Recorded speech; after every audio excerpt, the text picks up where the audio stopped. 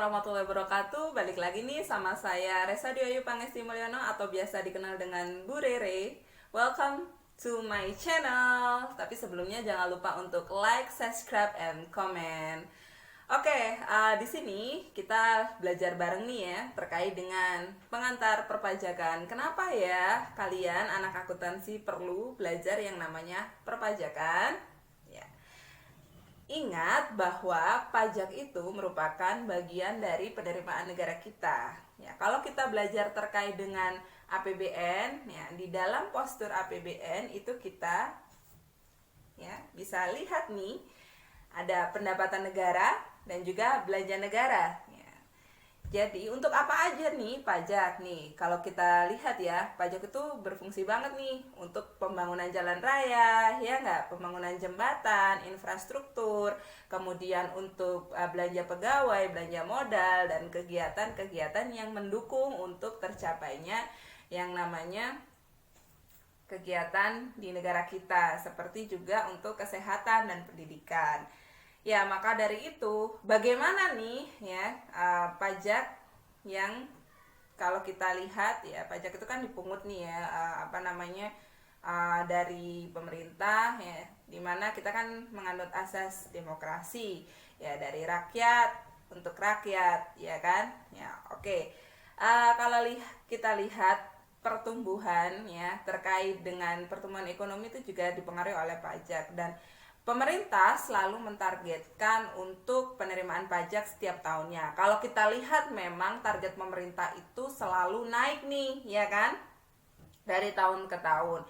Coba kita lihat dari tahun 2015 ya. Di tahun 2015 sampai di tahun 2020, pemerintah memiliki harapan bahwa target penerimaan pajak itu selalu terpenuhi ya. Meskipun kalau dalam kondisi yang krisis seperti ini ya, karena kita kan dihadapkan sama yang namanya era pandemi COVID-19 ya, pemerintah otomatis harus berjuang untuk menyelesaikan, salah satunya memberikan bantuan untuk kesehatan seperti itu. Tetapi selain itu juga nih pemerintah tidak tinggal diam ya. Selain memungut pajak, pemerintah juga memberikan relaksasi bantuan perpajakan bagi sektor-sektor yang terdampak. Jadi pajak itu sangat berguna, bermanfaat untuk kehidupan di negara kita. Ya, kemudian kalau kita lihat apa aja sih jenis-jenis pajak itu, macam-macam ya. Ya, jenis pajak itu ada pajak penghasilan, ada pajak pertambahan nilai, kemudian ada pajak penjualan atas barang mewah, ada pajak bumi dan bangunan, ya, kemudian ada pajak cukai, ada bea masuk, dan lain sebagainya. Dan biasanya pemerintah itu akan selalu menghitung yang namanya rasio penerimaan pajak. Untuk apa sih? Ya jelas ya, untuk evaluasi dan juga untuk target ke depan seperti itu. Kalau kita lihat, ini saya ada data nih dari Badan Pusat Statistik, di mana setiap tahunnya itu penerimaan pajak, rasio penerimaan pajak itu mengalami kenaikan ya.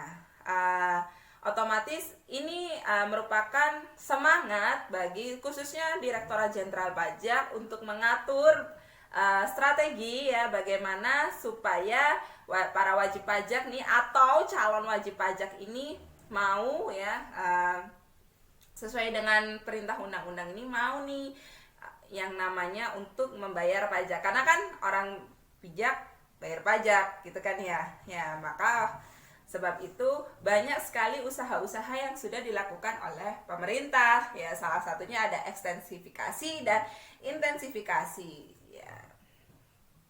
Oke, sebelumnya saya juga ingin melihatkan kepada kalian semua realisasi penerimaan pajak ya. Kalau kita lihat nih, coba kita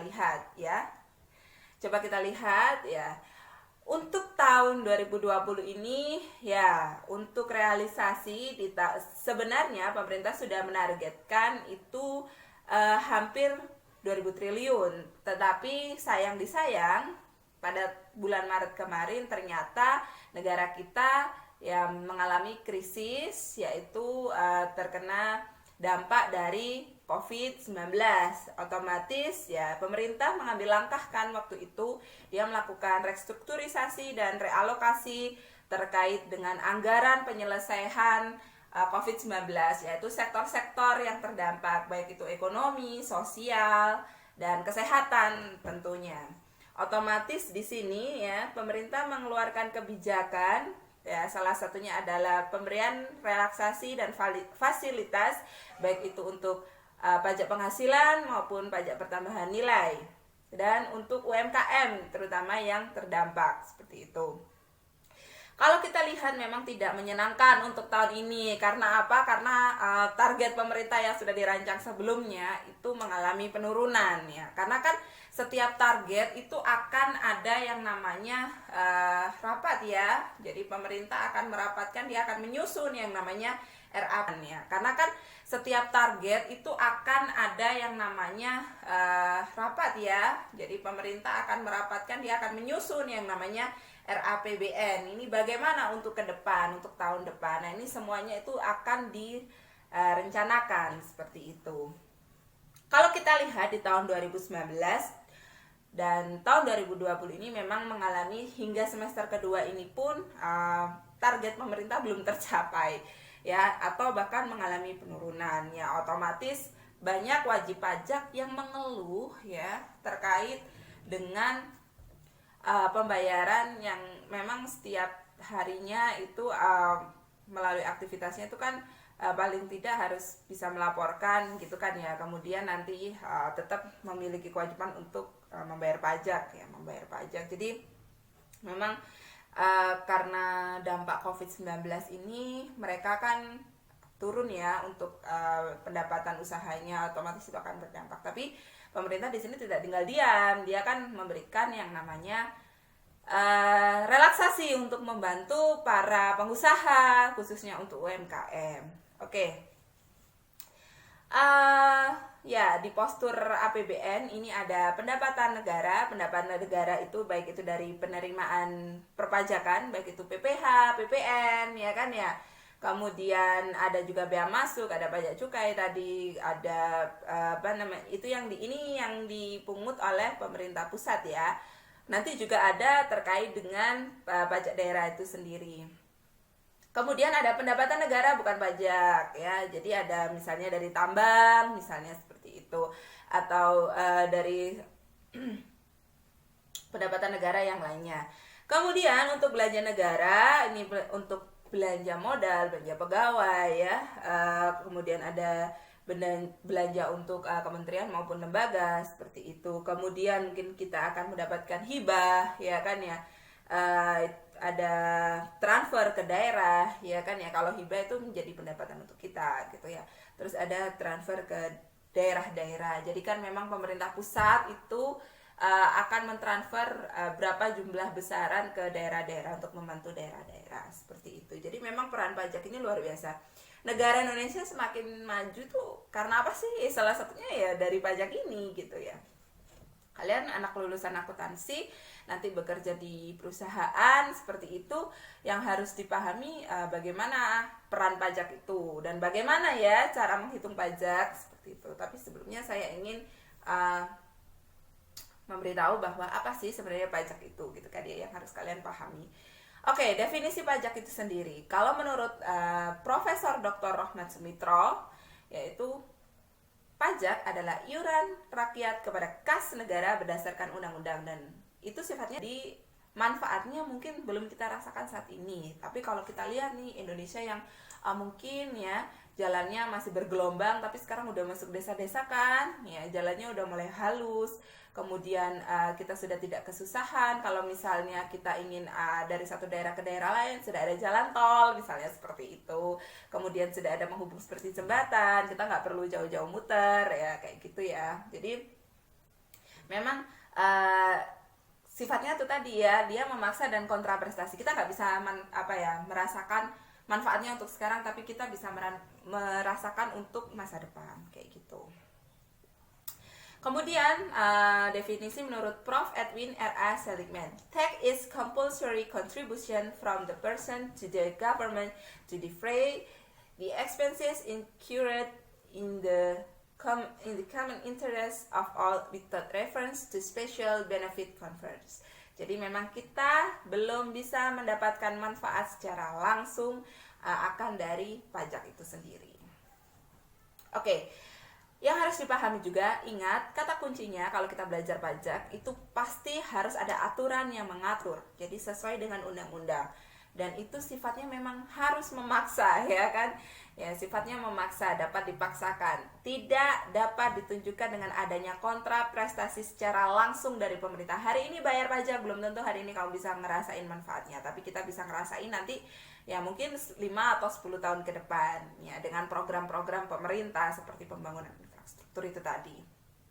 Kemudian dibungut oleh negara. Negara ini siapa sih? Pemerintah, baik itu dari pusat ya ataupun di daerah. Jadi kan pajak itu nanti ada dua, ada pajak pusat dan pajak daerah. Kemudian ya diperuntukkan bagi pengeluaran pemerintah jika surplus digunakan untuk public saving. Jadi gini, sebenarnya pajak itu untuk siapa sih? Yaitu tadi dari rakyat untuk rakyat ya. Jadi memang karena sifatnya kontra prestasi tadi, dia kalau misalnya mendapat nih pemasukan atau pendapatan dari pajak itu nantinya ke depannya ya untuk yang dinikmati untuk rakyat itu sendiri. Katakan nanti apabila penerimaan lebih besar daripada belanja, maka ya itu kan surplus lah, itu untuk public saving. Untuk apa? Untuk ke depan ya. Jadi pemerintah tuh harus punya yang namanya public saving ya. Khususnya kalau di era-era seperti ini kan pasti membutuhkan dana-dana yang luar biasa untuk segera menyelesaikan masalah itu tadi. Oke, kemudian fungsi pajak ya. Yang harus dipahami ada 4 fungsi pajak. Apa aja? Dadat. Oke, fungsi pajak itu sendiri. Misalnya nih, ada yang pertama yaitu sebagai penerimaan negara. Jadi contohnya seperti kalau kita lihat jenisnya pajak itu kan ada PPh, PPN. Jadi PPh, PPN ya, kita memungut pajak tersebut itu untuk apa? Untuk menambah penerimaan negara. Kemudian reguler.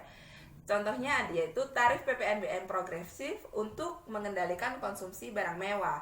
Tujuannya itu untuk mengatur bagaimana? Kita tahu ya bahwa orang Indonesia ya salah satunya suka belanja nih. Ya, contohnya barang-barang mewah. Nah, untuk menghindari sifat boros, maka BM untuk barang mewah itu dikenakan untuk konsumen yang belanja barang mewah ya. Jadi biar tidak konsumtif gitu ya, jadi bisa mengatur dan bisa mengontrol, apalagi kalau barang mewahnya itu dari impor ya. Kalau bisa kita kan belanja di dalam negeri aja, kita nggak perlu belanja ke luar negeri seperti itu.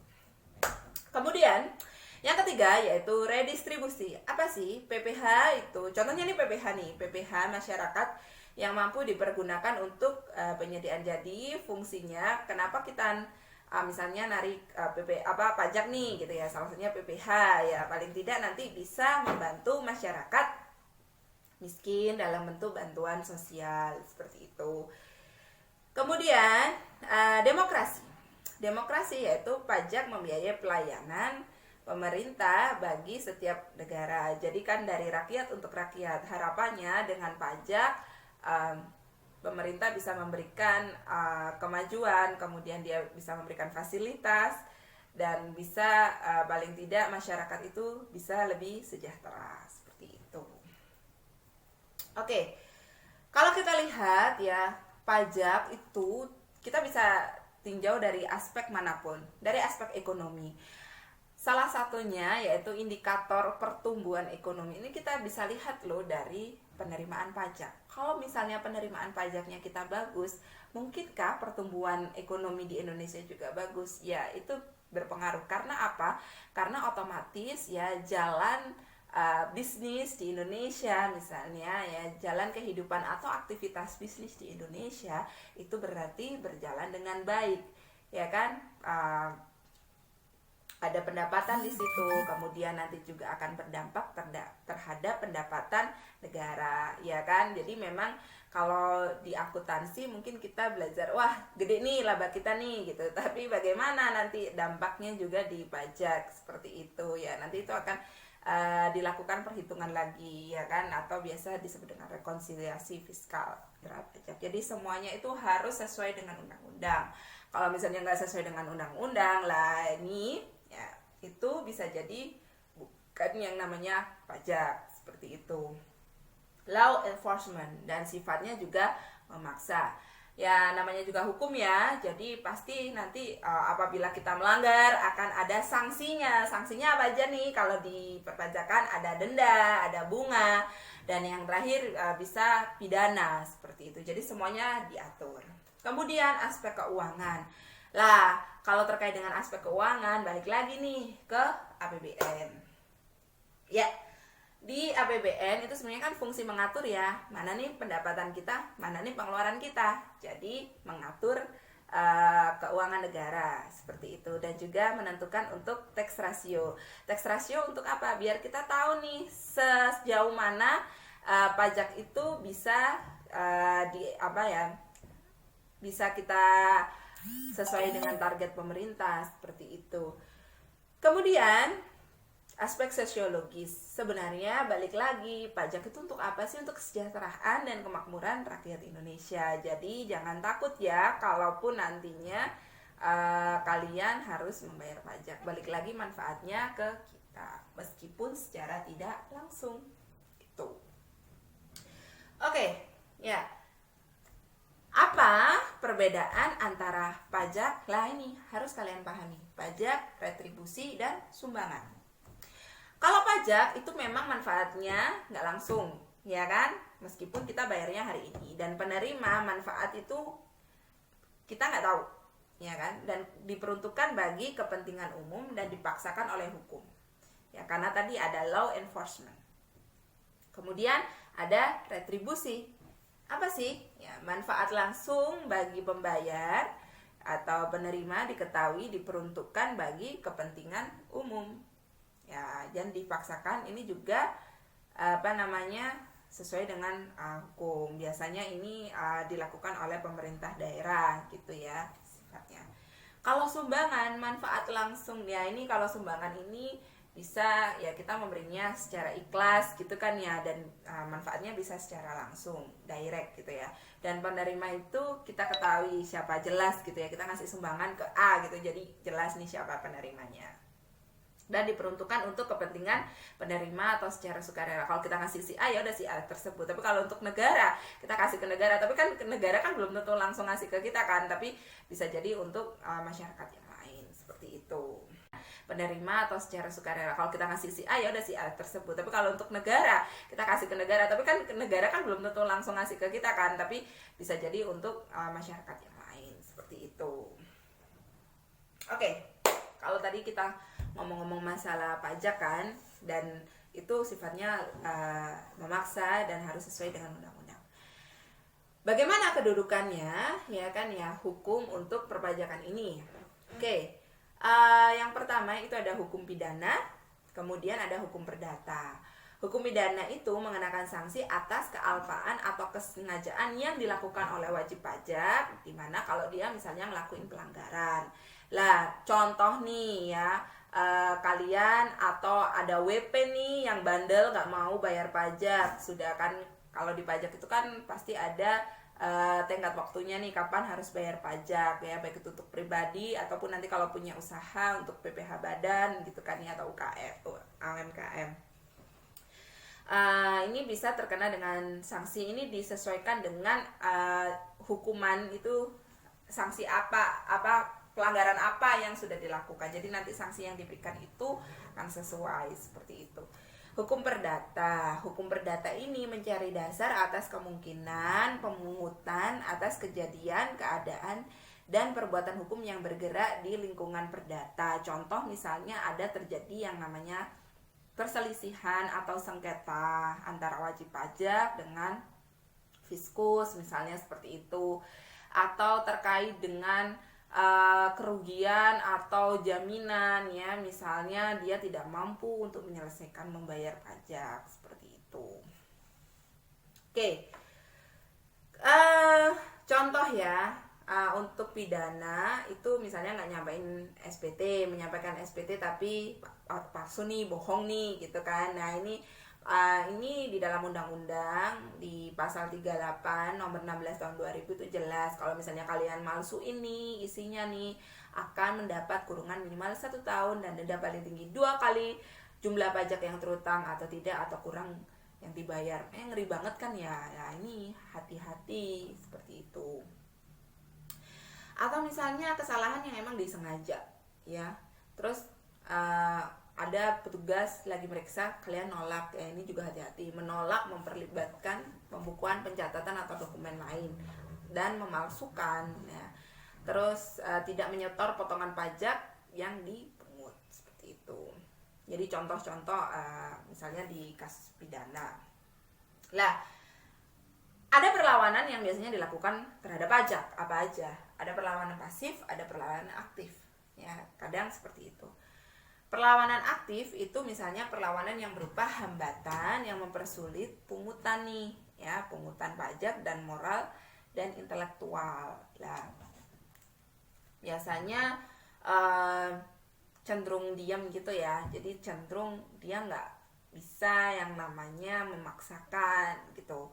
Jadi dia diam dulu, tapi sebenarnya nggak mau ya yang namanya membayar pajak misalnya seperti itu.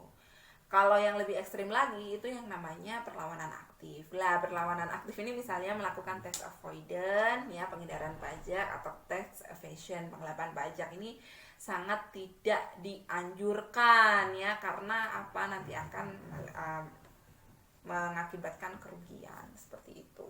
Oke, ada 4 pemungutan pajak menurut Adam Smith. Itu apa aja sih? Yang pertama equality. Equality yaitu pajak itu harus bersifat adil. Jadi kalau pemerintah nih memungut yang namanya pajak, ini harus tahu nih bagaimana WP-nya nih ya kan ya. Kemudian apa saja jenis pajaknya ya. Jadi tergantung dari karakteristik itu sendiri. Ya, jadi harus adil. Kemudian certainty yaitu penetapan pajak yang tidak sewenang-wenang, dan itu harus disertai dengan kepastian waktu. Jadi semuanya itu kan harus diatur berdasarkan peraturan yang berlaku. Kemudian dengan convenience, yaitu pajak yang dikenakan saat tidak menyulitkan WP. Harapannya masyarakat atau wajib pajak tentunya itu nggak akan takut dan nggak akan segan ketika membayar pajak. Jadi memang pajak ini merupakan suatu kewajiban, tapi meskipun dipaksa itu tidak, masyarakat atau wajib pajak kalau menurut saya itu tidak segan ketika ingin melakukan pembayaran. Kemudian yaitu certainty, yaitu otomatis semuanya harus sesuai dengan waktu yang sudah ditetapkan. Kemudian ada teori dasar dari pemungutan pajak. Ada 5. Apa aja itu? Yang pertama, teori asuransi atau assurance theory. Ya, pembayaran pajak itu disamakan dengan pembayaran kayak kita bayar yang namanya asuransi. Kita bayar premi. Kita bayar dulu nih. Manfaatnya kapan dirasakan? Nanti kan, ya ke depan. Jadi nggak secara langsung itu tadi. Jadi masyarakat itu seperti mempertanggungjawabkan keselamatan dan jiwanya itu terhadap negara. Ya, otomatis kan pemerintah itu harus memberikan jaminan nih untuk masyarakatnya, karena apa, kita udah bayar pajak kayak gitu. Yang kedua yaitu teori kepentingan. Harapannya negara itu bisa melindungi kepentingan harta jiwa warga negaranya dengan memperhatikan beban yang harus dipungut dari masyarakat. Ya, contoh misal seperti ini ya, harus bergotong royong antara pemerintah dan masyarakat menyelesaikan yang namanya krisis ya. Jadi pemerintah mengeluarkan atau mengelontorkan dana untuk menyelesaikan permasalahan di COVID.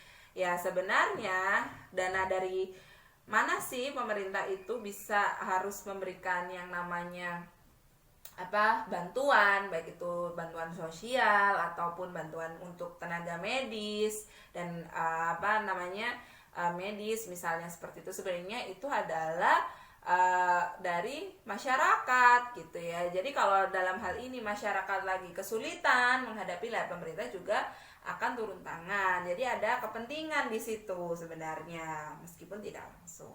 Kemudian ada gaya pikul, teori gaya pikul, yaitu setiap orang dikenakan pajak itu berdasarkan atau sesuai dengan beban atau gaya pikulnya dengan ukuran besarnya penghasilan dan pengeluaran seseorang.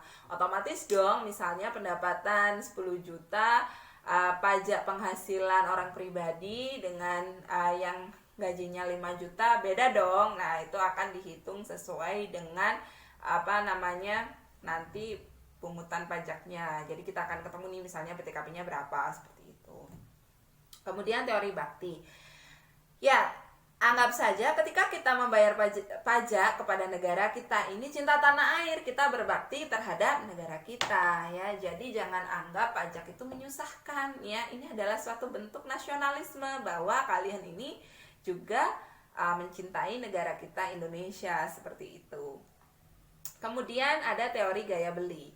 Nah, pajak dipergunakan untuk memelihara masyarakat, di mana ya pajak ditekankan untuk melaksanakan fungsi tadi ya, reguler atau mengatur. Jadi semuanya itu harus didasarkan dengan undang-undang maupun peraturan yang berlaku ya, seperti itu. Jadi semuanya ini jelas ya. Katakan pemerintah ingin memungut, nah ini aturannya ini mana nih gitu kan ya. Kalaupun pemerintah ingin mengeluarkan ya misalnya untuk bantuan sosial atau kesehatan, seperti ini juga diatur gitu.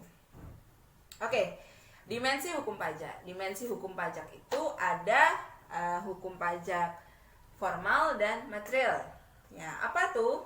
Ya, mengatur tentang objek pajak. Kalau hukum formal nih mengatur tentang objek pajak, kemudian besarnya pajak yang dikenakan, timbul dan hapusnya utang pajak dan hubungan antara. Oke, dimensi hukum yang kedua yaitu hukum material. Hukum material itu apa sih? Hukum material yaitu merupakan tata cara untuk mewujudkan di mana material itu menjadi kenyataan. Contoh nih, ada undang-undang ketentuan umum perpajakan, ada undang-undang pengadilan pajak. Ya, kalau misalnya ketentuan umum perpajakan itu kan mengatur yang namanya pajak ya, subjeknya, objeknya, sanksinya ya. Kemudian misalnya ada yang melakukan pelanggaran, itu nanti akan diatur lagi di undang-undang pengadilan pajak, seperti itu. Oke, saya ada ilustrasinya nih ya. Misalnya ilustrasi untuk hukum formal. Ada WP, ada fiskus ya, coba cek, perhatikan. Wajib pajak lah, apa sih yang dimaksud dengan wajib pajak gitu kan, yang dimana subjek pajak yang sudah terdaftar di kantor pelayanan pajak untuk mendaftarkan diri gitu ya secara administratif, bahwa dia sudah diakui menjadi wajib pajak. Kalau sudah diakui menjadi wajib pajak, artinya dia wajib nih yang namanya menyetor pajak ya, baik itu PPh maupun pajak PPN maupun PPB dan sebagainya. Oke, WP melakukan pendaftaran. Nanti kalau sudah mendapat melakukan pendaftaran, dia akan mendapatkan yang namanya NPWP atau biasa disebut dengan nomor pokok wajib pajak. Jadi kita akan tahu nih kita terdaftar di mana ya. Contohnya misalnya saya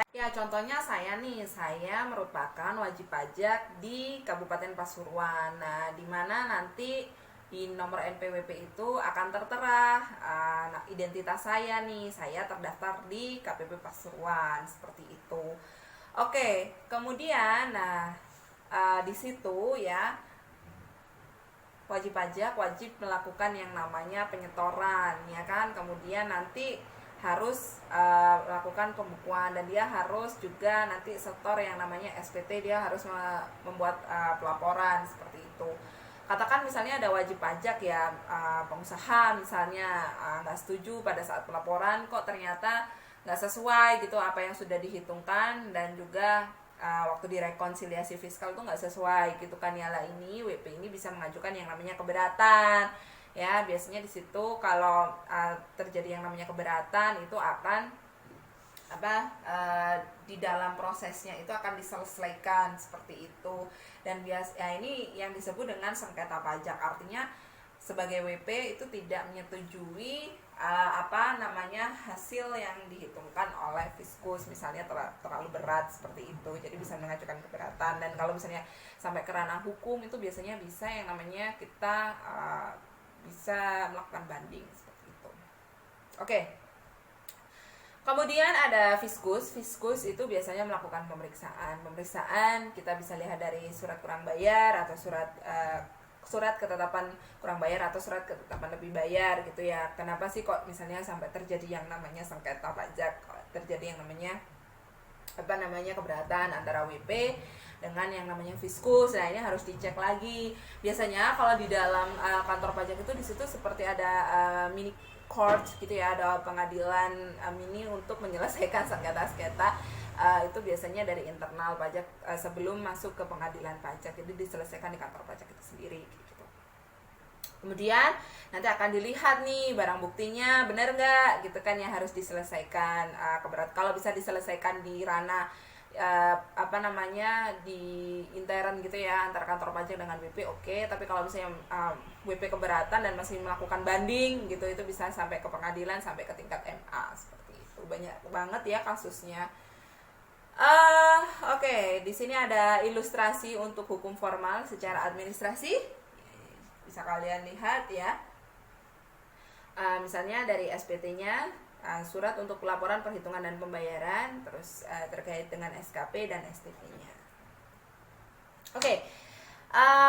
Bagaimana untuk cara pemungutan pajak di Indonesia? Itu biasanya menggunakan yang namanya self assessment ya, artinya WP itu kalau sudah ditetapin ya udah dia harus melakukan penyetoran wajib ya. Jadi dia ke kantor pajak untuk menyelesaikan, tapi sekarang udah menggunakan yang namanya e-filing gitu, jadi bisa online, kita bisa bayar pajak di mana aja dengan mudah tanpa harus mengantri. Jadi orang bijak bayar pajak, jangan lupa.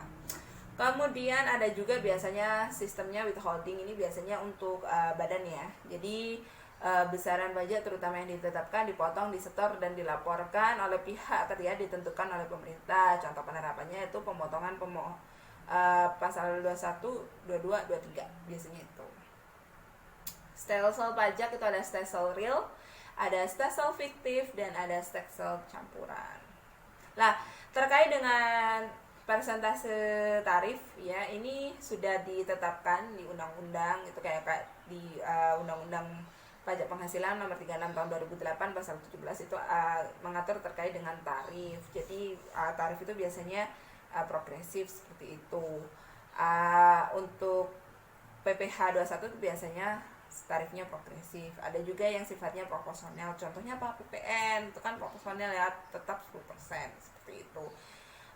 Kemudian secara yurisdiksi, pemungutan pajak ini harus dipahami secara kebangsaan ya. Kita contoh misalnya terkait dengan status kewarganegaraan gitu kan ya, ini termasuk warga negara Indonesia bukan ya, atau warga negara asing yang mungkin sudah lama lebih dari 183 hari sudah tetap di Indonesia bukan ya. Ini harus dicek nih kewarganegaraan, atau dia hanya berkunjung ke Indonesia hanya untuk liburan misalnya, atau dia ada orang-orang tertentu itu tidak dikenakan pajak, misalnya seperti duta besar seperti itu, diplomat. Jadi harus diperhatikan ya. Jadi ada aturannya khusus. Atau berdasarkan tempat tinggal, yaitu menyatakan bahwa pemerintah berwenang atas pemungutan pajak terhadap penduduk dan warga negaranya, atau berdasarkan sumber. Jadi pajak itu bersumber dari mana? Misalnya badan cabang ya, misalnya pusatnya di Amerika, dia punya kantor di Indonesia. Jadi yang memungut pajak itu siapa? Ya di Indonesia seperti itu. Oke. Hapusnya utang pajak itu karena apa? Karena sudah dilakukan pembayaran otomatis, karena adanya kompensasi atau daluarsa dan pembebasan. Jadi buat kalian ya, kenapa penting banget memahami yang namanya pajak? Karena ingat bahwa postur dari APBN yang terbesar itu adalah dari penerimaan pajak. Jadi buat kalian semua nih wajib tahu yang namanya pajak. Jangan hanya cuma bayar aja. Paling tidak kalian bisa menghitung berapa nanti pajak yang harus disetor ke negara. Jadi untuk menghilangkan yang namanya kontra persepsi seperti itu. Oke, semoga bermanfaat ilmu dari saya, dan apabila ada kekurangan ataupun pertanyaan bisa langsung komen di sini. Oke, buat semuanya jangan lupa untuk like, subscribe, and comment. Sampai jumpa di channel saya berikutnya dengan materi perpajakan selanjutnya. Terima kasih. Assalamualaikum warahmatullahi wabarakatuh.